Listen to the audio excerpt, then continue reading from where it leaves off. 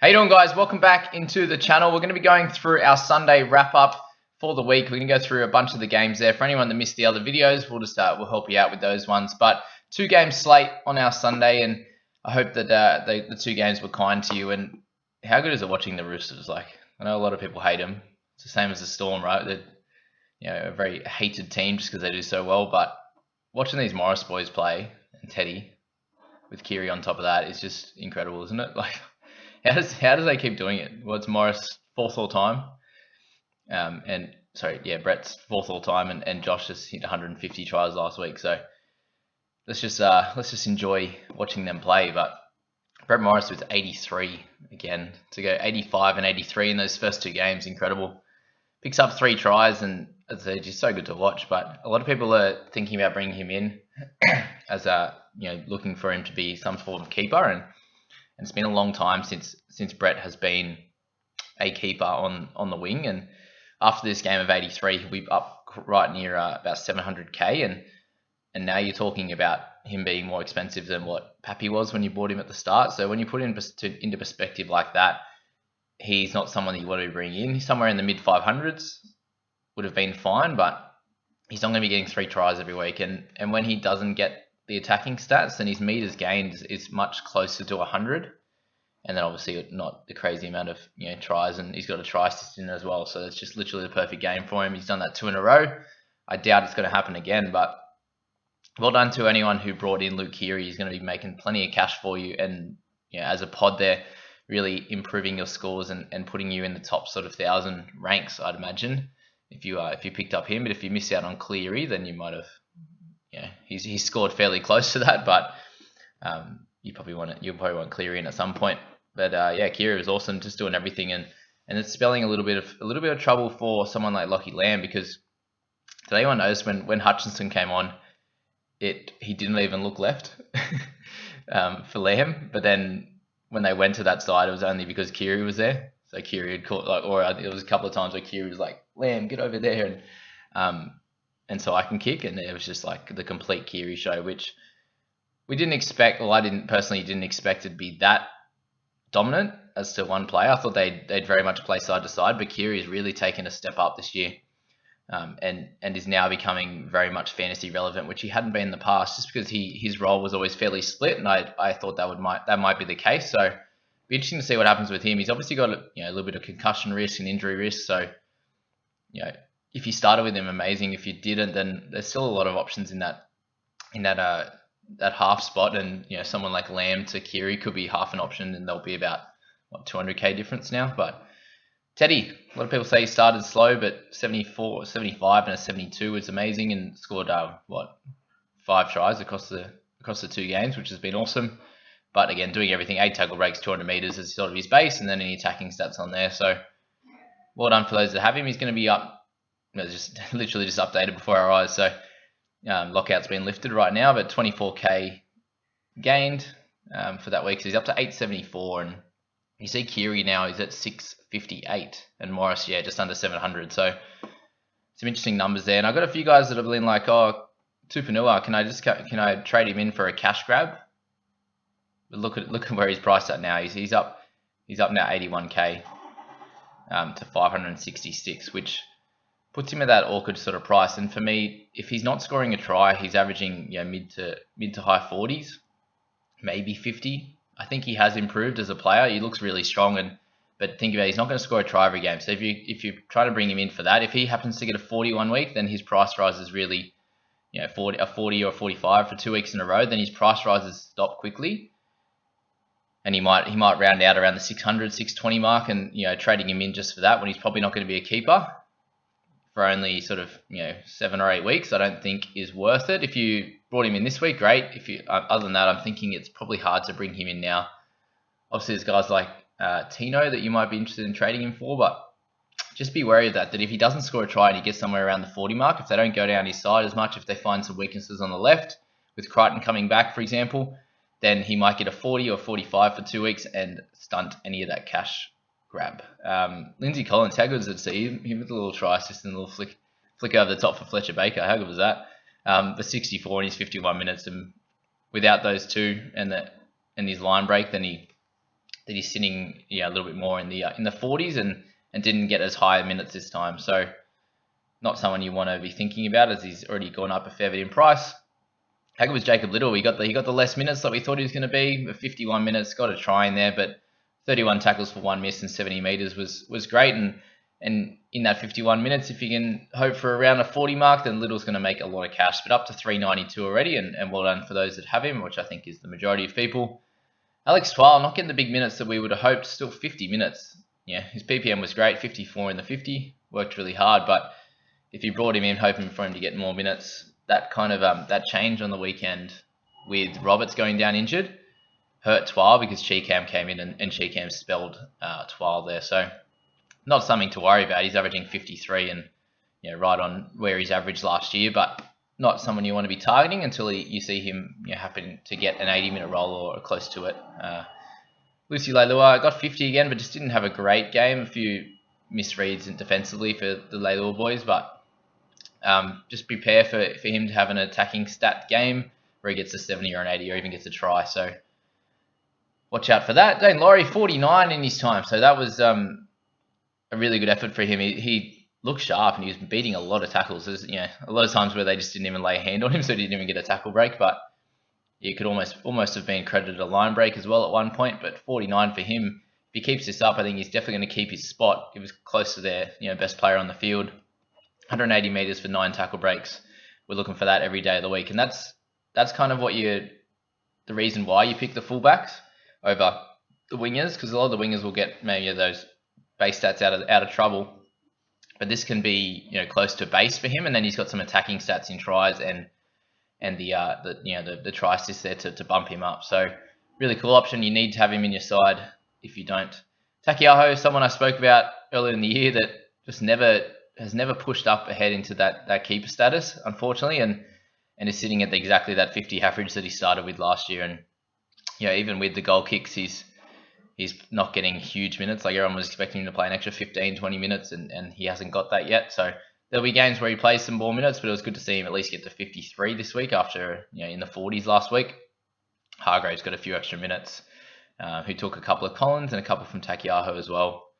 But yeah, nothing to worry about with him. Like, I wouldn't be trading him out. He's not losing you any cash, and he's not taking up a huge amount of his salary cap. So let's just hope he gets a few extra minutes. There'll be games where he gets 70 or 80 minutes if there's an injury, for example. So he's one of those guys with the big motors that can keep going. But at this stage of the season, there's no point them playing him huge minutes when they've got guys like Butcher and when he comes back off the bench next week that can play big minutes through the middle and stuff. So yeah, I wouldn't be stressed there.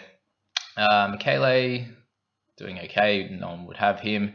Brooks got 42, had a bit of a really quiet start, then went nuts for a few, about 10 minutes there and picked up 20 to 25 points really quick, and then not much at the end. But when you get pumped, 40 to 6, you're not expecting him to do that well. And you'll take 42 for him in this type of game, where he's going to come up against some easier sides shortly, and already up to 584k, making some cash for you, and an average of 53. You can't really expect much more. We were hoping for an average of 50 across the season, and he's got 53 so far. So Manu, the keeper in the centres by the end of it. Stefano got the extra minutes this time. He got 38, which was great, and just under a point a minute with 36 points was great for him. Nothing more you could hope for with him. Just awesome work. Dewey comes back. It's 35 again. Did a lot of kicking, so that's interesting for Brooks owners. How many meters he steals off him, but you'd like for him to drop a fair bit of cash before thinking about bringing him in. But I think he's going to be a pretty good player. All right, Lockie Lamb. We kind of spoke about with the Kiri part. It's just they're not going to him that much at all. I expected them to go to him a little bit more and get a few more attacking stats.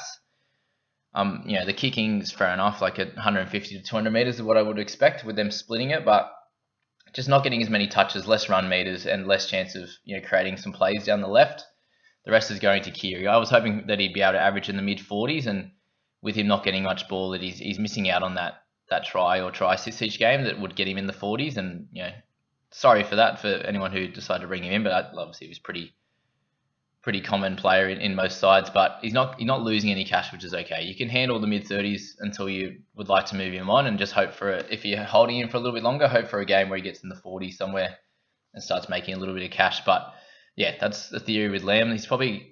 You probably can give him another week or two, and then if he does the same stuff, he's frustrating to watch because he plays all right, but he's just not getting much ball, so he's no chance really to do well because he's 17 tackles, no misses, which is great.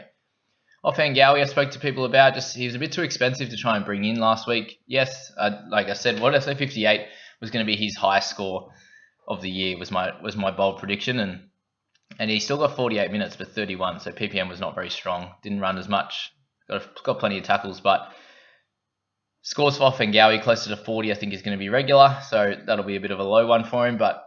Yeah, for those who brought him in, you had one round of cash grab, and from here on, he's going to be needing to hit in the mid 40s to make some cash for you. So a little bit annoying. Who else we got here? Freddie Lussick. Anybody brought him in? Only got 28 minutes, which was annoying. Hutchison played the rest of the game. Cheekham, Baker. Seen a few people already bring in Baker at 228. He's not going to play much. Crichton comes back in, so. Tommy Talau, Joey Leilua, yeah, no one has him, hopefully at 1. But that's that game. Let me know what you thought on that game, guys. If you're enjoying this, the best way to support the channel is hit that like button, hit subscribe if you're new to the channel, and we'll move on to the Sharks and the Raiders. Alrighty. Alright, so for the Raiders, we start with Hudson Young. How good has his first 2 games been? 2 tries, 70 in the first one, 37 in the first one, 70 in this game here. Something to think about is just that he won't keep this up. Yes, he won't score a try every week, but he had 2 turnover tackles as well. So you could expect some more scores from him in the high 40s, so even 50. He does look like he's improved since last year, so an interesting one to think about. But already at 681k now, he's priced to have an average of just over of around 50 on the dot. So don't expect many more games like this. Very similar to Tupanua, except for the fact that Hudson Young's about 100k more expensive. So Tupanua probably has close to 100k more to gain, but Hudson Young, if you bring him in, you're hoping he's a keeper at like a 55 average in the edge, and at this stage I'm not too sure at the moment. So someone to think about, but has done really well and scored a try in both games, so not too much of an instant trade in or must have at this stage. Ryan James, how good was he? 61 points in 40 minutes. Someone that is already priced at 500k, and if you're continuing with the bench spot, I'm not expecting scores anywhere in the 60s or probably a little bit more around the 40 mark, which he's already priced at. So don't stress too much with James, but just enjoy watching him play. How good does it seem back out in the park? That makes their pack just so much better, doesn't it? Like him coming over, they're already massive, and he only improves it. But Georgie Williams, another good game, 57 points. Didn't have to do too much either. Just 1 try, assist, couple of goals. But stats across the park, so really cool for him, and he might end up being sort of a 55-point keeper this year in the halves. But if you're someone that's got Cleary and Fogarty or Brooks already, then I wouldn't be too stressed about him. Papali, 56, so back to his normal scoring, which was good for anyone who has him and decide to keep him. I'd expect scores more around that from here on. Blake Braley again, 55 this week after his tough start last week. Ran the ball a little bit more, one kick out of dummy half and 46 tackles. So expect this to be a little bit more of a base, as he's going to get 80 minutes each week. And if you have him already, then sweet, you can hold on to him nicely. Unfortunately, his brother's scoring a fair bit more than him, so if you went Blake over Jaden, then unlucky for you. But Sebastian Kris comes in and has a nice score. Looks really strong, but he's going to lose his spot to Croker, and then I might be this week, it could be the following week, but we'll work that one out. Nakora, solid, but not an option. Townsend, 53, so started the game really slow. It was on 12 at halftime, and then got 41 points in the second half, and just did a bit of everything. He had 6 missed tackles really early. The Raiders were tackle busting for fun in that first period there, and he copped a bit of that, but 2 turnover tackles in there as well, which was great for him. For 56 average, and if you picked him over Lamb, then well done to you. You're 40 points ahead of those that got Lamb, so well done with that. And at 511k, he's probably got 5 to 6 weeks more of price rises if he keeps scoring well, but I'd expect a 40 or so game coming up soon. I wouldn't expect him to get 59, like in the 50s every game, but there you go. Well done to anyone who picked him up. Tarpany only got 41 minutes this time, so similar to, looks like somewhere in the 40s for him is going to be very normal, and to get 48 points, he's probably a bit too expensive for someone that's only playing mid-40s minutes. Hodgson, if you've got him, this is kind of what we expected, in the low 40s and not making too much cash. Rapana, two really good games, and I had someone in my Discord or in the comments saying that he would be a good option, but I think he's just priced too high. Yes, he's centre wing fullback dual, but to be priced at that, there's a lot of other options that are scoring similar for a lot cheaper. So someone to think about, but I think him scoring well these first 2 games, removes any chance of him losing some cash and him being a pickup. Nickel Cookstar, 40, what do you got? 37 and 43 of his first 2, so still not that keeper level. White in a couple of really low games for him.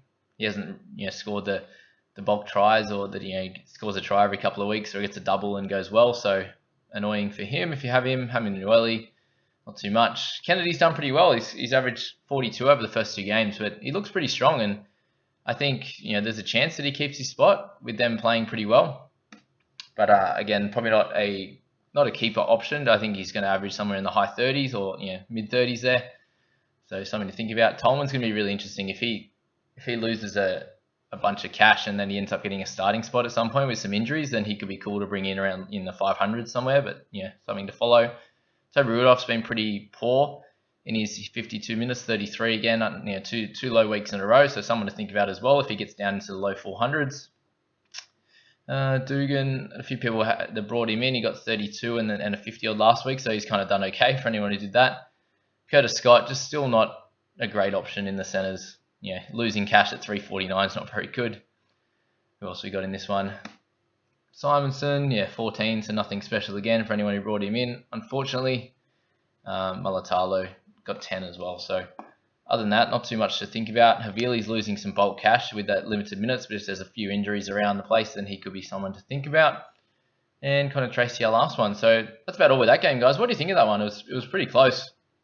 Townsend had the chance to tie it up, and I would have been pretty annoyed if he kicked that for the fact that I don't have Townsend, but also I didn't have anyone playing in this game, and would have just lost even further ranks throughout the week. But there you go. That's the games so far for this week, and we'll go back and have a look at a few of the standout performances for those that didn't get to watch any of my other videos so far. But Reid Mane is quickly turning into a keeper for the year, I'd say, is my thoughts of that.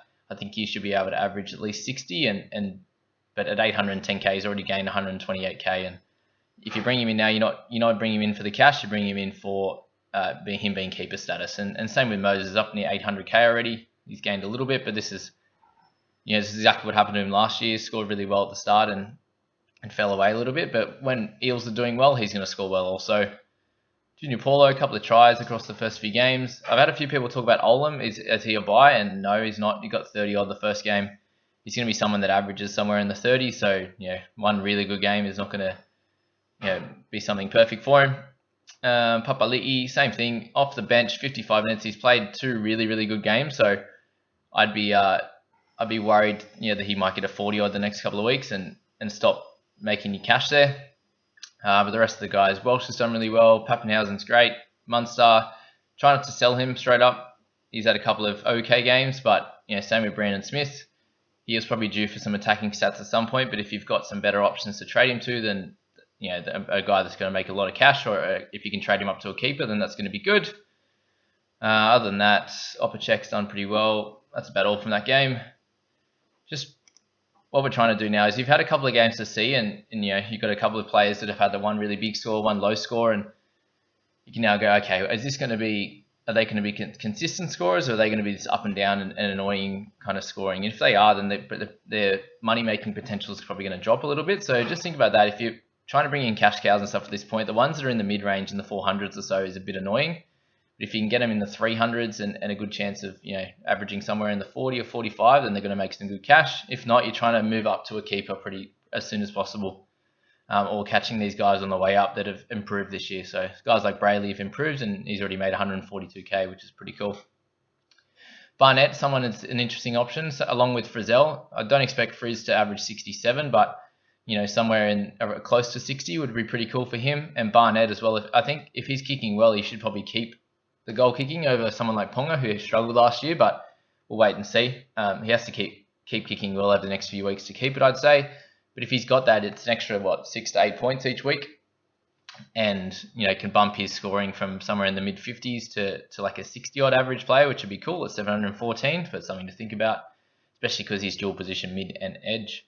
Harris is one of those consistent guys that'd be awesome to bring in and doesn't play Origin. Best will be great at some point in the year. Pierce, I'd stay away from. just for the fact that Green's going to come back. Watson's great. You need him in your side. Roger, a couple of low scores, but should do well across the season as per normal.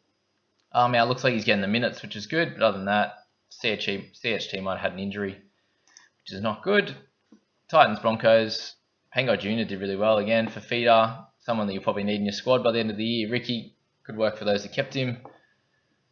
Other than that, Asako's done okay. If you brought him in, 22k price rises. Tessie News got 42k up already, which is good. And if he gets another 30 or 40, he'll make some good cash this week. Carrigan, yeah, similar minutes. I think Fogarty, someone who's going to bounce back. Just didn't have to do too much in this game with that goal kicking is really cool. Peachy, similar thing. Other than that, not too much to talk about with that one. Brimson, I'd definitely be holding. I think he's got some improvement in him. Yeah, as soon as they start playing really well, he should go well. Panthers one. Let's wait and see on Cleary with his head knock. Should be okay. It sounds like he passed the HIA protocol after the game, which is helpful. Elliott's a half an option. I don't think Jackson's an option. Not going to get 64 tackles for 0 misses every game. Who else we got? Momorowski's great. Already up to 418, 50k price rise. So a bit of an interesting one if you're thinking about bringing him in now. I'd probably give a few of these guys an extra chance. Who else we got? Kotrick I think will be a keeper in the centres. Kenny's probably not an option at 437k now. Billy To'o, 58k rises, 638 now. So he'll be a keeper in the wing fullback position. If you need someone, then I think you've got fallen guns like Brimson who are pretty much at that price now. Who else we got? Leota and Capewell are people you're going to have to watch out for as to if they're going to start losing cash and not be a keeper. They might be people to move on at some point, but I'd expect Capewell to go a bit better. Spencer, we're looking for some more minutes. Other than that, Charlie Staines is a worry at the bottom, but he'll start scoring tries soon. Bunnies and Manly. Mr. Cook, good on you, son. Murray's going to play big minutes, it looks like. Somewhere in the 70s to 80, which is going to be good. And he'll be definitely a keeper. DCE back to normal. Lockie Croker, don't trade him back in, please. I've seen people already trying to trade him in. Schuster's the one you're going to look at. 301k. If he gets a starting spot, he'll be in there for the rest of the year is my call. Arrow's a bit of a worry off the bench. People were smashing him in this week. 652k. Not that great. Colin Matangi, 400k. Still at an okay price if you think he's going to start the rest of the year over Host. He'll make some coin and get you at a 45 average if he can keep that up without any attacking stats, get you into the 500s, which would be great. What else we got? Latrell, they play the Roosters this week, so is he gonna have a low game? Who knows? Other than that, Walker is probably a hold this week. He hasn't had too much attacking stats. Davy's gone, so we have to find a replacement for him, but we'll work that out come team list, etc. All right, and then the last one of this wrap up, Benny Hunt.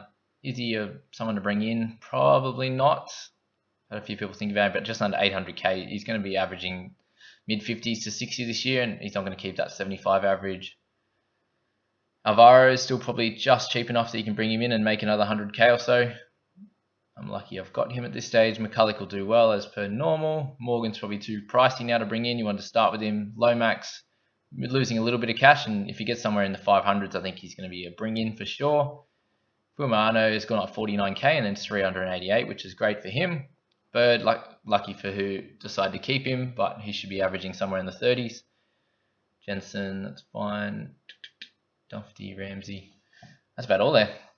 Farmasili, you probably give one more week or so. He's not going to lose you any cash, but he's not going to make you any too. So if there's a clear option, I'd probably wait another week or so for him, just in case he gets a few extra minutes. There might be an injury in the pack. All these things you got to think about. But there you go, guys. That's the Sunday games and also the wrap for the week. And check in for over the next few days for a bunch more videos. We'll check out the People's team who had a really good week, and we'll go from there, guys. But please hit like and subscribe if you're enjoying the channel. I really appreciate it, and we'll see you in the next one, guys. Have fun.